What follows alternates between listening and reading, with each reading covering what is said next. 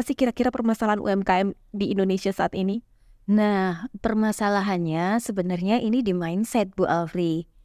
Para pelaku UMKM, mindsetnya itu kadang kan ada dua mindset ya di dalam usaha itu. Mindset pebisnis atau pedagang. Apa itu? Kalau mindset pedagang berarti ya seperti yang dicontohkan Bu Alfri tadi. Jadi hanya menjual, yang penting untung, tapi tidak membuat sistem. Tapi begitu kalau bermental pebisnis. Kalau bermental pebisnis, ini tentu saja akan membangun sistem. Sistemnya apa? Ada bagian produksi, bagaimana nanti akan scale up-nya sebuah UMKM itu kemana? Naik kelas, UMKM naik kelas. Itu naik kelasnya bagaimana? Ya kalau dari mikro menjadi kecil, dari kecil bisa menengah. Nah itu biar naik kelas, scale up naik kelas tentu saja harus punya sistem. Sistem di produksi, SDM begitu. Jadi nanti bagaimana nanti marketing itu juga. Jadi akhirnya nanti menjadi UMKM yang maju dan akhirnya bisa menjadi yang UMKM yang di level menengah atau malah nanti bisa scale up menjadi perusahaan yang besar begitu tentu saja. Dari contohnya ada gitu UMKM yang dulunya UMKM perorangan sekarang menjadi UMKM, sekarang malah udah nggak jadi UMKM tapi langsung perusahaan besar atau malah sudah listing di bursa, itu ada.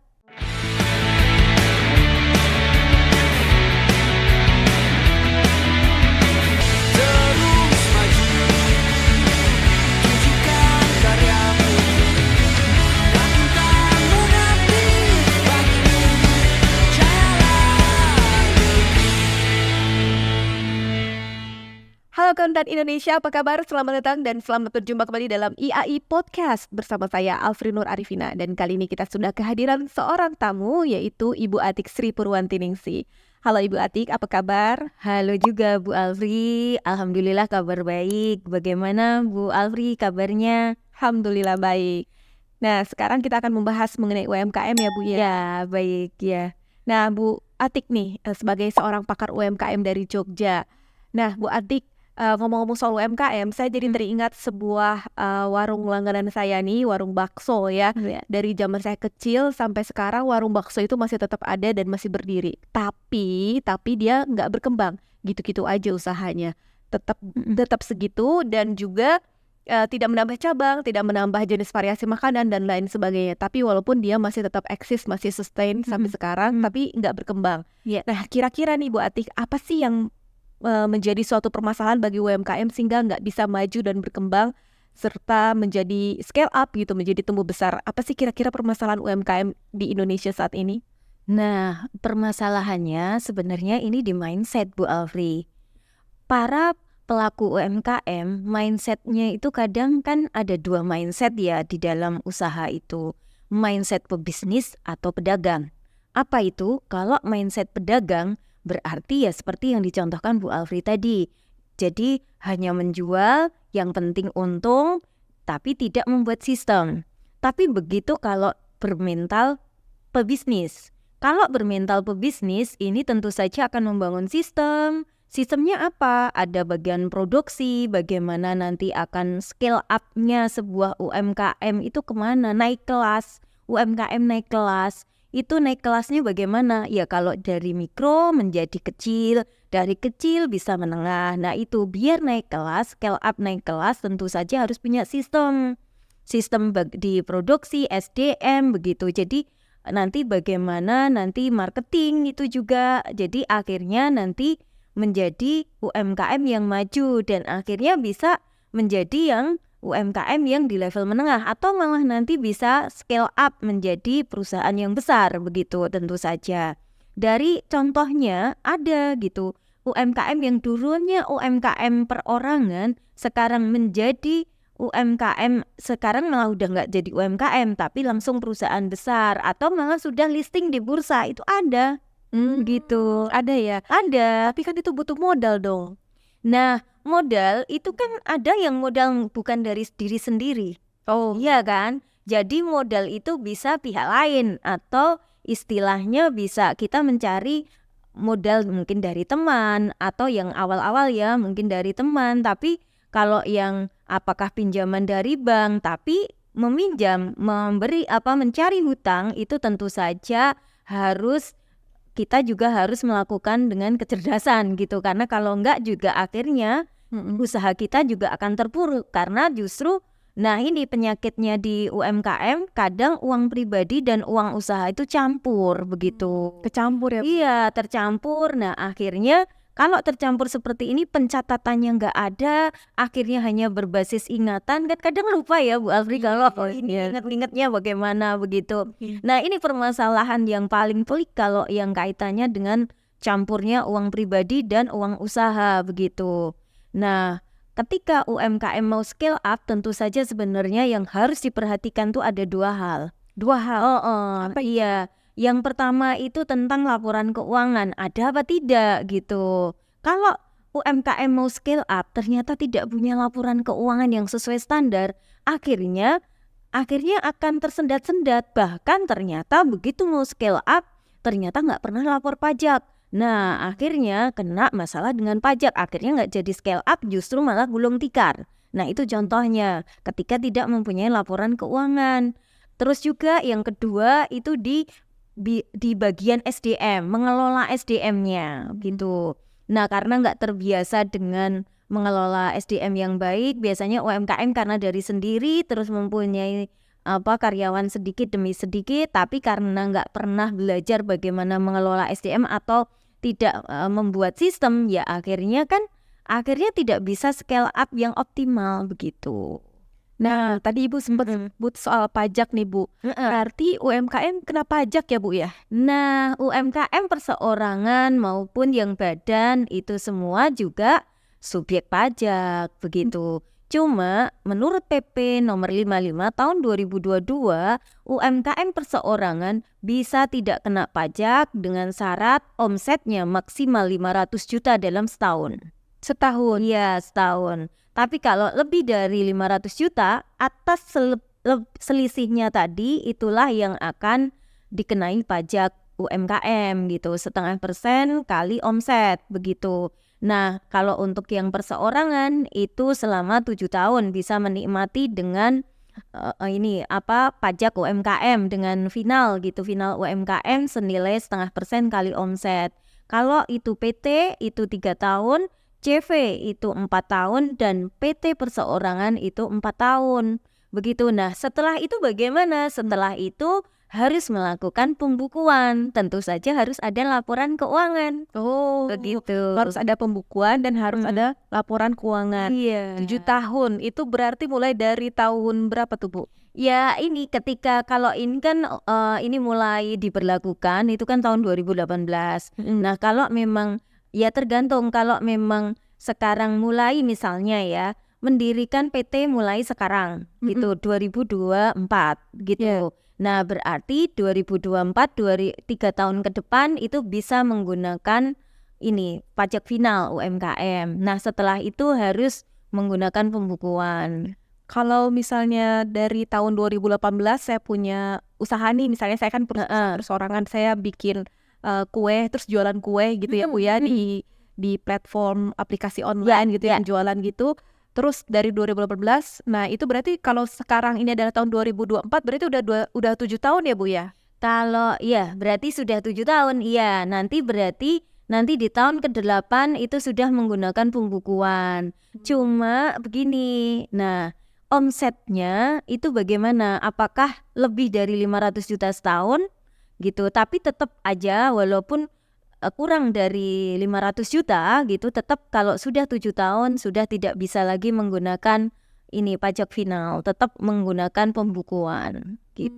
Berarti pembukuan itu wajib dan penting bagi UMKM. Betul, ya, Bu, ya? iya. Jadi selain perpajakan juga ada manfaat lain ya Bu ya? Oh iya, di sisi lain manfaatnya ya tentu saja kita bisa mengetahui usaha kita itu sehat apa enggak, seperti financial check up. Jadi kalau kita finansial kesehatan ya, untuk kesehatan kan kita bisa check up gitu ya. Nah, itu ketika nanti ternyata ini kolesterolnya tinggi. Nah, begitupun fungsi dari laporan keuangan. Sebenarnya laporan keuangan ini bisa nanti digunakan untuk mengukur apa? Mengukur apakah sebenarnya usaha kita itu sehat ataukah maju apa tidak, itu kan bisa diukur Bu Alfri. Nah, nanti kalau bagi sobat IAI yang di sini ini ya UMKM begitu, sudah mempunyai laporan keuangan apa belum?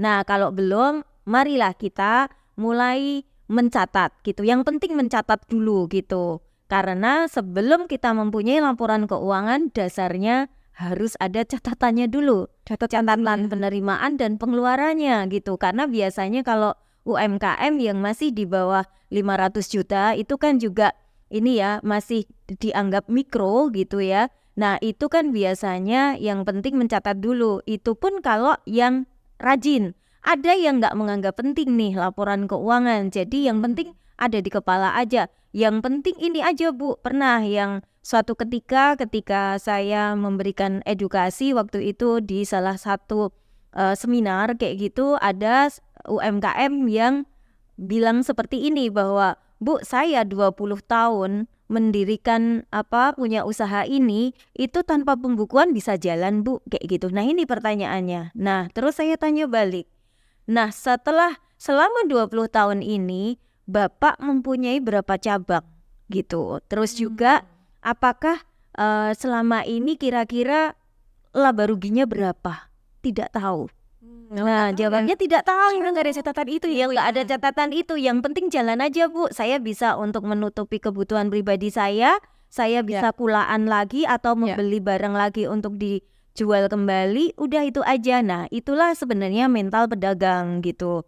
Sedangkan kalau UMKM yang bermental pebisnis itu bagaimana nanti bisa berkembang dan akhirnya bisa besar. Nah, itu jadi ada dua mindset ya di UMKM begitu. Nah, kalau misalnya UMKM nih Bu, kan agak-agak kurang paham nih mengenai perpajakan sama keuangan tadi, pencatatan laporan keuangan, kemudian pencatatan transaksi yang biasa atau sederhana itu juga masih belum ngerti.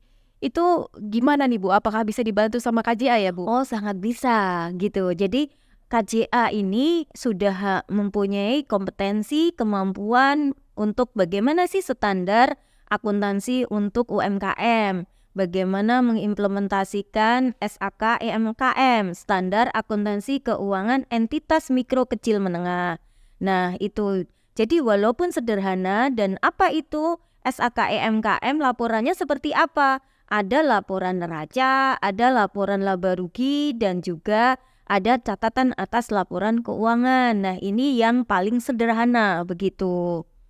Jadi laporannya sangat-sangat sederhana. Iya. Tapi tetap saja kalau misalnya nggak punya latar belakang akuntansi atau yang nggak sempet ya, walaupun punya latar belakang akuntansi tapi sibuk banget ngurusin bisnisnya, itu bisa banget kalau laporan keuangannya dibantu disusun oleh KJA. Nah, selain laporan keuangan dan perpajakan, jasa apa lagi nih yang bisa ditawarkan KJA kepada UMKM? Ya, bagaimana menyusun SOP keuangan di usaha UMKM, tapi kalau yang mikro saya rasa lebih banyak nanti di laporan keuangan, pendampingan untuk pelaporan keuangan gitu, itu sangat penting. Dan kita selalu mengedukasi atau mengajak untuk ayo mencatat, karena yang pertama ya keuntungannya bisa tahu laba ruginya begitu. Dan juga kalau nanti ngambil, karena kebanyakan itu kan karena campur uang pribadi dan uang usaha. Kalau ngambil uang usaha ketahuan begitu, berarti kita ada prive kalau perseorangan begitu. Ada catatan hutang piutangnya juga gitu, atau dianggap sebagai prive atau dianggap sebagai hutang piutang usaha begitu. Jadi nanti akan ketahuan sebenarnya usahanya ini maju apa tidak gitu. Oh, begitu ya. Karena banyak yang mengira udah dapat omset besar udah pasti untung ya Bu ya. Iya, nah kadang omset itu dianggap keuntungan Bu Alfri. Bukan ya? Iya, bukan. Omset itu kan belum dikurangi dengan biaya-biaya, ada HPP. Nah, usaha di Indonesia atau dimanapun ini bahwa memang ada manufaktur, UMKM itu bisa manufaktur, terus dagang atau jasa gitu. Nah, ini kan masing-masing ini nanti ada perbedaannya di dalam penghitungan HPP, harga pokok produksi, harga pokok penjualan begitu. Nah, ini yang harus kita ketahui gitu. Jadi apakah sekarang sobat IAI yang di sini UMKM itu usahanya apa? Masuknya apa manufaktur, apa jasa, atau dagang? Nah, itu dulu gitu. Nah, nanti kalau bingung bagaimana cara menghitung HPP-nya, terus laporan keuangannya seperti apa? Saya bingung sekali. Nah, itu bisa lewat KJA gitu, menghubungi KJA gitu. Bisa tolong dijelaskan apa sih KJA ini, kantor apa gitu ya? Oke, ya. KJA itu kepanjangan dari Kantor Jasa Akuntan. Nah, Kantor Jasa Akuntan ini mempunyai izin dari Kementerian Keuangan. Resmi ya, Bu? Resmi. Jadi secara legalitas itu sudah resmi. Dan memang mungkin praktek di luaran sana banyak konsultan-konsultan yang memang tidak ada izin dari Kementerian Keuangan. Makanya Sobat IAI yang akan konsultasi atau menggunakan jasa-jasa KJA itu tentu saja cari yang ada izin resminya. Karena apa keuntungannya? Bisa jadi nanti kalau ada masalah yang terjadi, kita bisa hubungi dari ke Kementerian Keuangan P2PK. Itu tentu saja sangat bisa. Tapi bagi yang tidak ada izin resminya, nah itu bagaimana mau mengklaim atau istilahnya nanti mau mengajukan ini saya tidak puas. Nah, ini ke siapa begitu? Ya, jadi KJA itu harus ikut di bawah naungan P2PK ya. Ya, betul. Dan pimpinannya harus seorang akuntan atau gimana, Bu? Iya, Dan KJA. iya, seorang akuntan yang mempunyai sertifikasi CE gitu, dan juga tentu saja mempunyai pengalaman minimal 3 tahun untuk bisa berpraktik begitu, dan akhirnya bisa nanti mendirikan KJA. Oh, jadi KJA dipimpin oleh seorang akuntan berpraktik. Oh ya, akuntan berpraktik yang memiliki sertifikasi Chartered Accountant. Iya. Jadi kompetensinya bisa dibuktikan dengan sertifikasi Chartered Accountant itu. Nah, teman-teman IAI, bagi yang ingin mencari KJA pilihan Anda, silahkan cari KJA pilihan Anda di Find KJA di kja.iaiglobal.or.id. Demikian podcast kita kali ini. Saya Alvirunor Arifina undur diri. Dan jangan lupa like, subscribe, follow sosial media IAI. Terima kasih sekali ya Ibu Atik. Iya. Ya, sampai jumpa lagi. Iya.